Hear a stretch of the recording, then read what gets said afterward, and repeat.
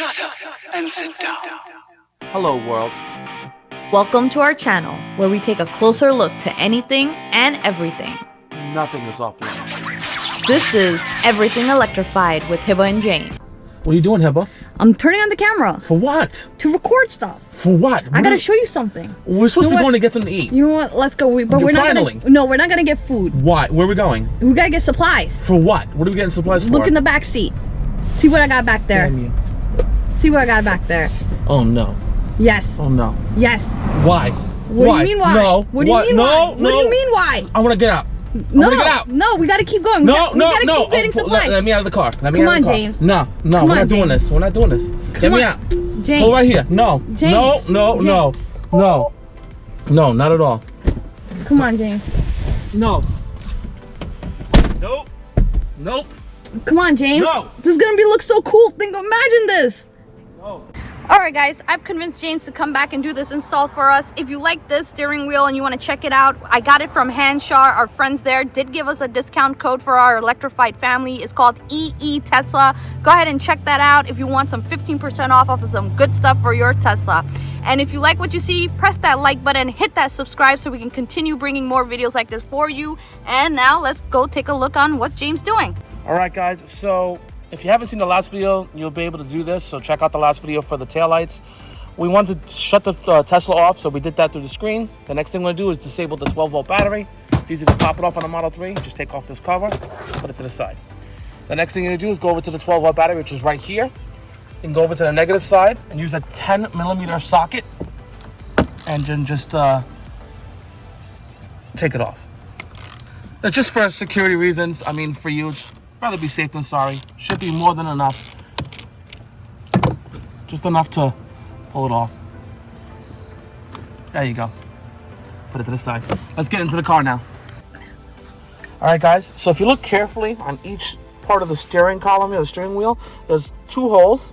There's one on here, one on the left, and one on the right. You can use your Allen keys and put them in slowly. You're gonna hear it. There's a bar right here, and what that bar is to hold. I'm gonna show you real quick. It's going to hold your airbag in place, which is your if you look carefully, it's also your horn. So you're gonna push on those bars a little bit, and it's supposed to pop out the airbag, which is what we did just now. Once you take out the Allen keys, slowly but surely, you're gonna pull this out. Just don't rank it out because there's a wire connected to this. Still your airbag. There is your connector to the airbag right here. So you're going to take needle nose pliers and slowly and carefully squeeze and then pull. There you go. So there's your tabs. So it's not this way. It's actually, if you look carefully, it's actually these two right here. And you just push and pop out. You're going to do it again to this tab. This is for your controls on your steering arm here. So I'm going to show you real quick. Make sure you get a decent grip. Don't pull or yank, guys, because I don't want you to go to Tesla anytime soon. It'll be hard to explain what you're doing. Every time. There you go. That came out. So it's still brand new, this car. So I just want to show you real quick. If you look at the bars right here and here, you'll notice these are the ones I was telling you that hold your airbags in place. That's why when you put your Allen keys through, I'll show you real quick so you can see what the Allen keys look like in here. So you put your Allen keys through here, you notice that's one of the bars right here in the middle. You see? And you do it on both sides, it'll unlock the airbag. All right, guys. So let's start off with a couple of things here. So if you bring the camera in closer, this is the newer 10mm bolt. It's a hex bolt. I'll show you about that in a minute. The older models have an actual bolt inside in the middle with teeth. This one is actually just a hex bolt that holds in place. So if you bring this out for a minute, I'll show you what we did. So this is the 10mm hex bolt that we got with an extension cable and wrench. So just rule of thumb, when you're doing this, because you got to turn this way outwards, lefty, righty, lefty. Make sure that you have someone holding the wheel to your right, so that way you have the leverage to go to your left. Because let me tell you, This is the, out of everything that's hard, this was the hardest one. Once you do that, as you can see, once you get it loose, it ain't nothing. I'll show you. See? Comes right out. I get why that's tight, but damn, man. That put up a fight. So there you go. There is your bolt. All right, guys. Once you get the bolt removed, it's really easy. Just be really careful, because if you look carefully, there's grooves in here. You don't want to like mess up these grooves. So you just play with it a little bit. There you go. Comes right out. So let's go get our Hansshow wheel. Put it in. All right, guys. So this is a pain in the butt putting back in. Just telling you, once it gets into those grooves, the grooves I showed you earlier, you gotta wiggle it. Once you wiggle it in, it's not gonna go flush against the wheel. You're not gonna have it flush. So what you're gonna do is you wiggle it enough to get your bolt back in, then use your ratchet and ratchet the rest of the way. So once it's tightened, and you will feel it, there's no more turning left. So you have slightly of a gap, but that's not a problem. It's kind of like the old one. But once it's tightened, and you'll feel that it's tightened, you don't have to worry about it. Now, all you gotta do is plug in your wires the way you did before. That's one. And then we're gonna get our airbag, which goes in here. And then of course, you're gonna see in a minute how the airbag goes in. All right, so if you look, you'll see these 3 prongs here. They go in the middle here. There's 3 of them literally on the middle here. So if you go right over here, you'll see it. There's one here, and one here for these 3 prongs.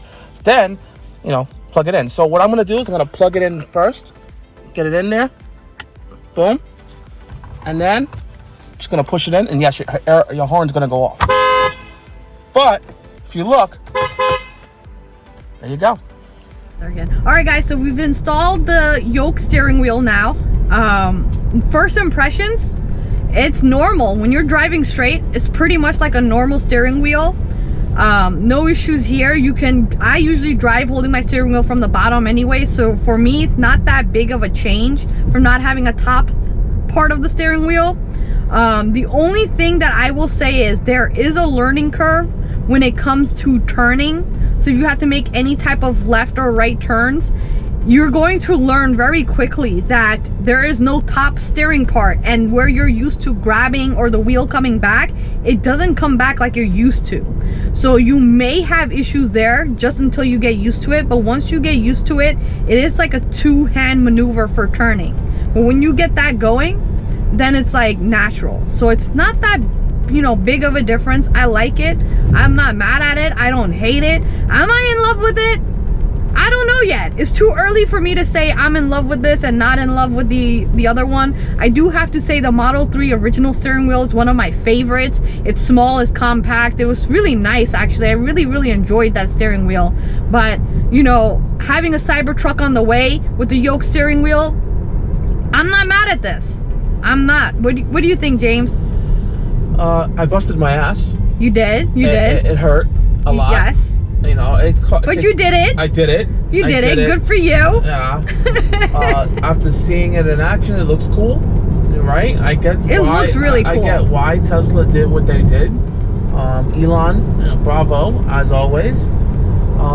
Kind of reminds me of that movie, The Aviator, with like Leonardo DiCaprio. Yeah, it feels like I'm in a plane. Yeah. I'm on a plane about to take off. I'm about to go like this and this.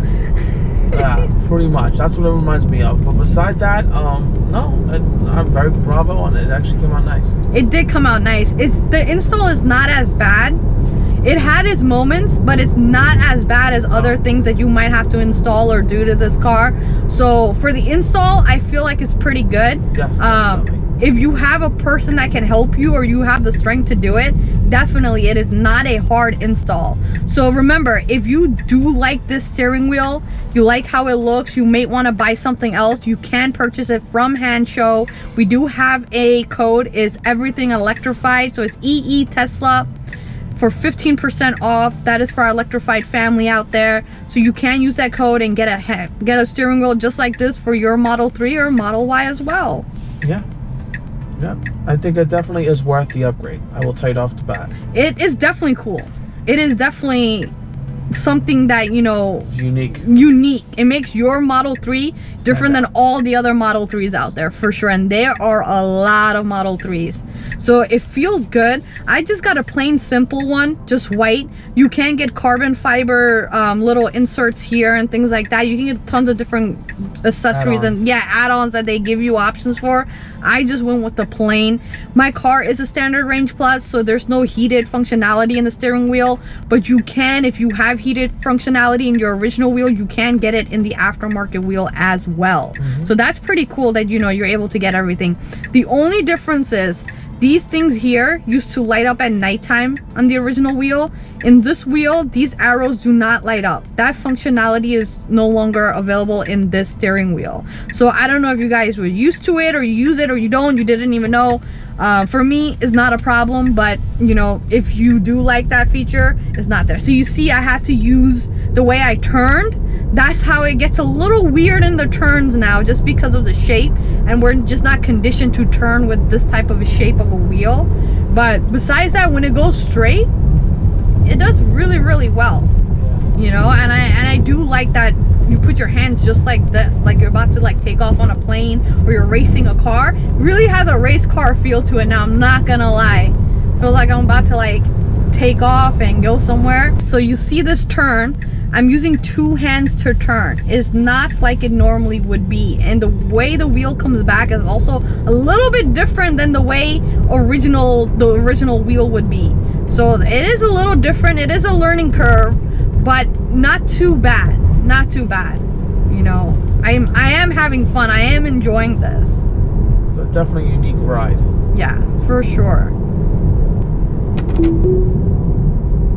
Restricted to 35. Okay. So I just wanted to see the autopilot with the yoke. Yeah. Here we go. Autopilot with the yoke. And it is turning. It's definitely something unique to see on the yoke. It is turning. On the rounded steering wheel, you really, I mean, you see it turn, but it's not like a big thing. But on the yoke, it definitely looks like it's turning. Yeah, it is definitely turning. It looks like an airplane. You could definitely see it like constantly turning. Okay, see this turn right here? Two hands. Have to do this weird two-hand maneuver thing. Like it's a lot. Okay. It's a must. Okay, again, so you can turn with one, but you have to like control it. Like if you lose right here, your wheel is gonna go out. Like you have to really know how much real estate of a wheel that you have left when you're doing these turns. All right. So you can do one hand, but look what happens. You kind of have to like, you run out of real estate, like real quick. You're used to just letting the wheel snap so back. here you go. I'm gonna do it again with one hand. It's hard. Like it's hard. You can't control it with one hand. Like it's not round anymore, right? So what you have to do is you have to use the two hands to have like that better control of that turn. Go into the next slot. You'll be able to have more room. So I'm waiting for that guy to go do his thing. So turn again, but look, if I ran out of real estate, you know, it's like you lose control of the car, and you don't want that to happen. You can't let it snap back. Yeah, you can't just lose control of the wheel at any time. So let's go this way. So you can. So let's say I'm making a left, right? And we're gonna do it with one hand. So I'm holding onto it, and that's how I did it. But it's a lot of pressure, and you run out really quick of space. So I don't advise one hand turns that much. I would say two hands are the better way, just so you make sure you have control.